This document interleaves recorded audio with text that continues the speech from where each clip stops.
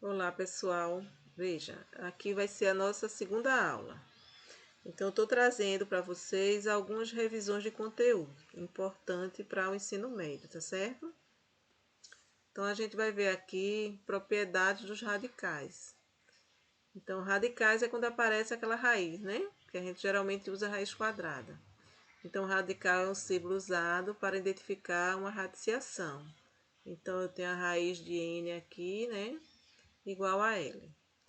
Então, a primeira propriedade. A raiz enésima de um número elevado à enésima potência é o mesmo número. Em outras palavras, essa propriedade trata das raízes em que o índice do radical é igual ao expoente do radicano. Então, o índice aqui da raiz é igual ao expoente do radicano. Quando isso acontecer, quando os dois forem iguais, então o radicano sai da raiz. Na segunda propriedade, o índice de uma raiz pode ser multiplicado ou dividido por um número real qualquer, desde que o expoente do radicando também seja dividido ou multiplicado pelo mesmo número. Então, se eu tenho índice e expoentes diferentes, eu posso usar o artifício de multiplicar o número que seja comum aos dois, para que deixe índice e expoente igual, ou dividir.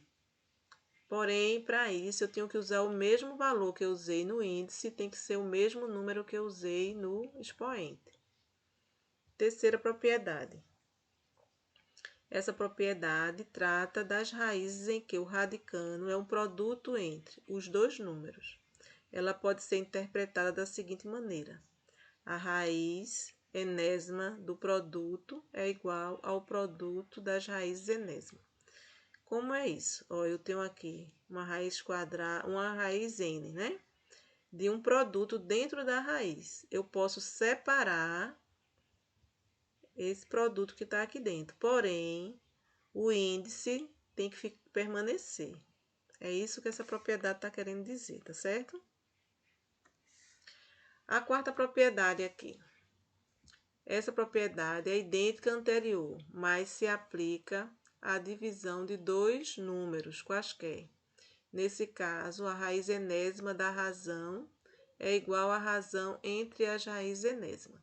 Então, se eu tenho dentro da raiz uma fração, então também posso continuar com a fração separando, né?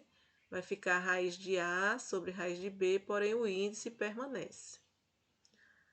Essa quinta propriedade aqui. Uma potência de uma raiz pode ser reescrita fazendo o expoente com o radicano.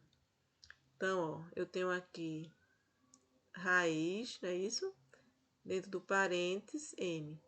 Esse m aqui vai entrar para ficar juntinho do k multiplicando, tá certo? Sexta propriedade.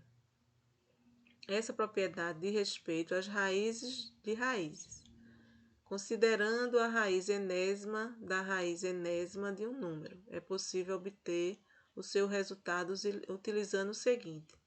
Então, ó, se eu tenho uma raiz de n e dentro da raiz de n tem outra raiz, só que é raiz de m. Então, a gente pode deixar numa raiz só, porém multiplica os índices. Sétima propriedade. Como todo radical pode ser escrito na forma de potência por expoente fracionário. A gente viu isso em potência, né? Só que aqui a gente está vendo em radical.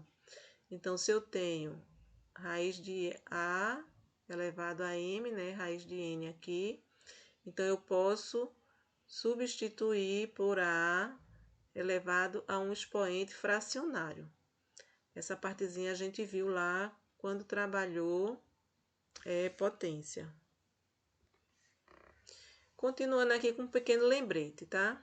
Lembre-se, quando o resultado de uma questão for em radical, ou seja, for dentro da raiz, devemos ter três possibilidades de resposta.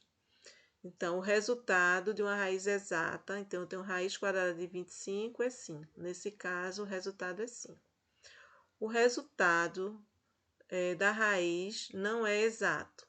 Se eu tenho raiz de 13, nesse caso, o resultado é o próprio radical. ou seja, vai ficar a raiz de 13. O resultado da raiz não é exata, mas podemos simplificar. Quando é que a gente pode fazer isso? Então, eu tenho raiz de 12 e eu fatoro esse 12. Quando eu fatorar, eu vou ficar com 2 elevado a 2 vezes 3, e aí eu posso representar dessa forma aqui. Tirando o 2 dentro da raiz, eu vou ficar com 2 raiz de 3. Nesse caso, o resultado deverá ser simplificado.